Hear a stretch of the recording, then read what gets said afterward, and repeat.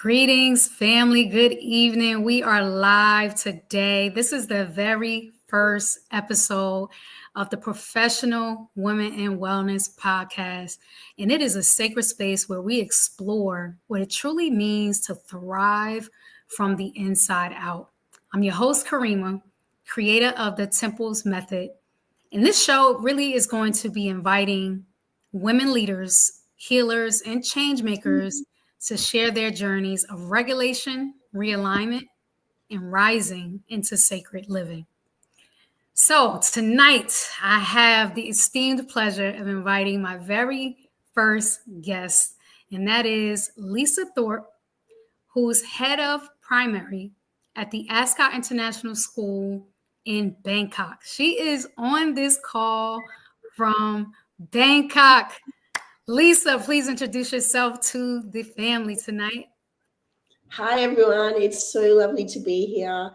Yes, I'm coming from Bangkok. It is 6 a.m. in the morning, but it's wonderful. The birds are chirping, and I couldn't be happier to be here today. Awesome. Thank you so much for being here. So we're going to start with, let's just talk about our connection, right? How did you and I kind of meet each other and just kind of like, it was instant connection right away? So we were both at a conference called Education 2.0 in Dubai, where we were both the winners of awardees of Excellence in Education Award, which is absolutely incredible. Yes. But actually, we were on a chat group because we were on a panel together. Yes. But I didn't realize that until I saw you on stage, and then I was like, "Hey, that lady's in my chat group." Yeah. And as I was listening to you on stage, I just became so overwhelmed with emotion, with about what you were talking about. You were just so inspiring and speaking from the heart that I was like, "I'm going to go find you at lunchtime." So with my husband, I went and hunted you down at lunchtime and sat with you, and then we just connected the second we started talking. So yeah, I think it was meant to be that we connected. Absolutely, it was meant to be. Because look what happens now. Like, you're on my podcast, and I'm pretty sure some way, somehow, I'm going to make my way to Bangkok and connect and collaborate with you in some capacity. So we're talking about wellness, right? And that's exactly what we were talking about tonight, right? We were talking about wellness and education. So you are head of primary in Ascot International School of Bangkok, right? Tell me just how you are generally, how are you? And how does wellness show up for you? You know, what made you want to join on this podcast tonight? Okay, so as you might be able to hear, I have a cold. So physically, I might not be the best right now, but that's because I went to a 4-day leadership conference where it was Arctic cold in the AC inside. But it was another affirmation of how I feel right now. I feel so supported. I feel cared for. I feel like my growth as a professional is really being valued by the fact that I was sent to this very expensive conference for 4 days. But generally, I just have to say I'm happy and I feel like I'm thriving right now because I found a place where I feel I truly belong, where my values align, where well-being isn't just a catchphrase, but actually something that is lived and breathed in the school that I work at and with the people. Yeah, and I just feel like, I know this sounds cheesy, but I feel like I'm at home and in not just in my school, but where I live. And I've only been here 3 months. So I've spent 14 years living in Dubai and 3 months here, and I just feel so alive. It's amazing when we choose ourselves, how quickly we fall into alignment. Exactly right. Yeah, and that's what it sounds like for you. Now, prior to you going to Thailand, can you share with us like what life was like before then? Were you experiencing burnout, stress, and overwhelm that forced you to this turning point? Yeah, I had, and for many years. And I think I was trying to pretend it wasn't there and just push it away. until I got to a point where I just said, I can't live like this anymore. And I think it was probably an academic year ago where I said to my husband, I can't, like, and he said he's lost me as his wife. I had absolutely no work-life balance. I was working a good 15 hours plus a day, the weekends. I don't know the last time I cooked or did grocery shopping because he had to do the whole lot. Like, I was incapable of doing any of it because I was so busy working. Um, I had no time for myself or my husband for exercise. My health dramatically suffered. And it was just like a wake up call that this is not how I wanted to live. And I'd been through phases where I'd worked a lot and worked hard, but thought I was working hard for a cause. But then this point just got, it wasn't for a cause. It wasn't aligning with my values. It was just working because I was being told I had to work, or that was the expectation, or parents are paying very high fees, and Dubai creates this culture, and that's just what you have to do. And it was like, this is no way to live at all. Yeah, I'm so glad you touched on that because so many people are just surviving right now, right? So many people feel like they don't have a choice and they are stuck in the very place that you're speaking of. Yeah. I was that too, and one of the things when we met in Dubai, we connected because one, basically what you shared in terms of what I shared, but my decision to choose myself led to a complete journey of this work that I do, which is the T.E.M.P.L.E.S method, right? Yeah. And through the T.E.M.P.L.E.S method, I talk about moving from survival to sacred living. And I would love to hear from you. What does that shift mean to you? Like you touched on it a little bit, but how did you made the choice, but how did you go from that survival mode to choosing that sacred part of yourself? I think one of the big things for me was that I didn't feel like I was living in my values. And so I wanted to try and find a space and place that I am living back in my values. And that was actually a really big driver for me because, yes, I was literally just surviving, but I was surviving in a place of unhappiness because it didn't align with me. And so my very first thing was to try and focus back on that. But in making the move and actually choosing myself, I've had to choose myself in many different ways. And that means, like, because I've worked at this height for so long, my brain just is constantly going. And so even when we first landed here, I had a checklist of what I had to do in the first week and, all of those kind of things. But then I was tired and I was like, I have to choose myself. I just have to rest and I have to take that time. And when things happen, they will happen. And that's a huge mental shift because I'm not used to doing that. Yeah. But also little things like saying no to different, well, especially in the workplace, saying no or pushing something back. Simple things like I was walking through the corridor yesterday on the way to somewhere, and somebody stopped me and they're like, "Oh, I need to see you. I need to speak to you about this." And I was like, okay, sure. I will come and circle back to you within the next 2 hours. And they're like, "Oh, okay." And I'm like, I'll see you then. But before, I would do whatever I had to do to Stop and stop drop, it. right? Yeah. Yeah. And you can't do that because if you do, which I was doing that constantly, and if you do that constantly, how are you ever putting yourself first? How are you ever actually getting anything done? And so I really tried to be um, purposeful in what I'm doing. Making space for things that I enjoy.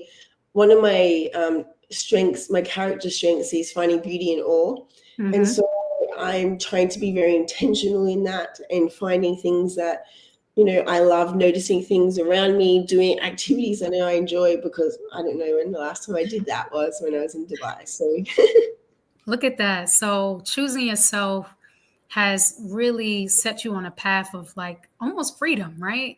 yeah, I love that. And I love that you touched on what it's like from the perspective of being an employee and having to choose yourself, and also being in a role of leadership. So we're going to move into that and talk about that a little bit more. So you've worked in high performance spaces a lot. What do you think organizations often get wrong about wellness, especially for women? I think that firstly, I think the whole term of wellness is totally misunderstood. Um, Come on, let's talk about it. um, Years ago, like 10 years ago, I started on a journey of positive education and well-being in schools, and every single thing was about strategies for students, and nobody spoke about strategies for staff. And actually, if you're looking at well-being for staff, it comes back to your policies and how you're implementing things, and not actually yoga sessions. So, it was, I find it really interesting when schools implement a yoga session or a jeans day or bringing cookies or whatever, because I think that's going to fix the women in the workplace. Ooh, And you are talking tonight. yeah, Yes. it's not at all. And I don't know how many times people would be in a meeting with me, because we had to have a meeting after school, and they'll be like, "Oh, we just missed a yoga session, haven't made it to one yet this year." And I'm like, see, like, that's not the strategy that's going to actually help us. Absolutely. So I think it actually, like, wellness for women needs to be looked at. Well, wellness in general, Yes. but Yep. wellness for women needs to be looked at in what does it actually mean. And Yeah. I've been a part of conversations where someone would say, well, just because they chose to have kids doesn't mean they get out of doing this work and staying late. Now, I don't have kids, but either way, it doesn't matter if I have kids or I don't have kids. Just because we're a woman doesn't mean we have to be treated in that way, that, Right. you're expected to work later. So I Mhm. think there needs to be a certainly in Dubai, where the pressure is very high, and needs to be Mhm. looked at, what does wellness actually mean, and what does that look like in our everyday practices, not like a yoga session every now and then. Exactly. I'm so glad you touched on that. Roping it back into the temple's method, this is why it was created, because you come from places that will give you a calm app, to go and meditate on your own time, or a workshop PD once a year, Mhm. and then that be it for wellness, and it's much bigger than that. It's actually needs something that needs to be truly integrated, where there is Yeah. a session, there is time for them to digest what you're saying, and then there's time for them to implement it. And I don't Hmm. think we take enough time to allow, teachers, staff, or any corporate space enough time for people to actually integrate the wellness practices. Yeah. So glad you touched on that, because wellness is such a fad right now, and it's not really being implemented. No. Um, so the last question I have for you is, as we reflect, on this whole professional woman in wellness, I personally believe, first, that everyone is a temple, right?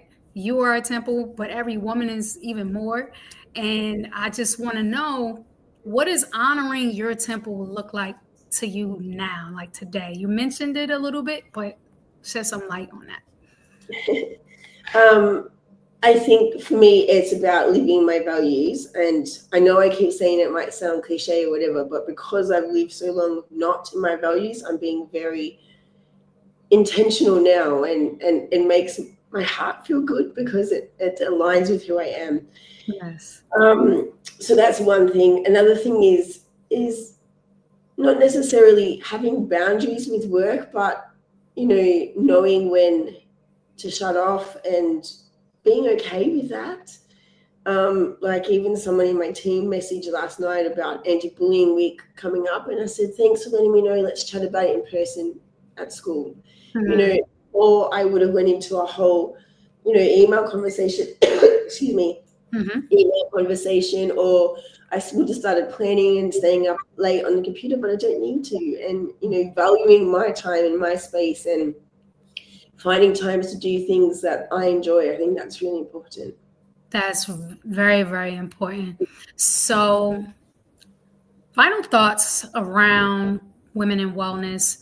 What are maybe one or two key tips that you would give to anyone who's listening on how to prioritize their wellness, particularly in the workplace, particularly, learning how to balance work and life at home? I think, like I know I've said it already, but I think knowing what you value as a person, professionally and personally, is really important. Mm-hmm. And trying to align both your personal and professional job with a personal and professional life with that. Yes. Because when you're out of alignment, that's when I think you find it harder to do things, and that's when you can be more physically and mentally impacted. So, Yep. firstly, I think that's really important. Um, Making sure you carve time for things that you enjoy and things, if you are a mother or if you are a wife, making sure that you carve things for you as an individual, not just things that your kids love or that your partner loves. Like, you are still a person, and I see so many people get lost in that life. Like, well, I have 3 kids and whatever, but who are you and what do you love and what do you find joy in? And I think that's really important. um, and remember that it's okay to sit on the couch and watch 3 episodes of whatever you're watching, and don't Yes. feel guilty, because sometimes you need that, and Absolutely. sometimes you need to go for a walk. But before, I would feel so guilty if I did that, because I could have been working, I could have been doing this, or no, sometimes you need to do that, and that's perfectly okay. Wonderful, wonderful words and advice. Lisa Thorpe, thank you so much for joining me on the very first episode of the Professional Woman in Wellness podcast. Did you enjoy yourself tonight? I did, and I just want to say congratulations to you. It's amazing to get a podcast off the ground, and you have done so much incredible work. So thank you so much. I feel so honored to be here. No, I'm honored to have you. Can you tell us if you want to share how we could connect with you past this live, if anyone wants to get to know you a little bit better? Sure. I have my LinkedIn, which I've gone blank, whatever it is. It's Lisa Thorpe, but I'm sure you can find it through this connection.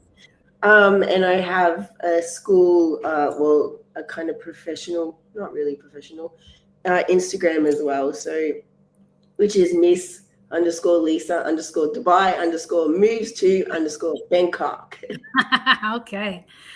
All righty. So thank you again so much for joining us. And to our listeners, thank you for joining us as well. Remember, healing isn't about perfection, it's about presence.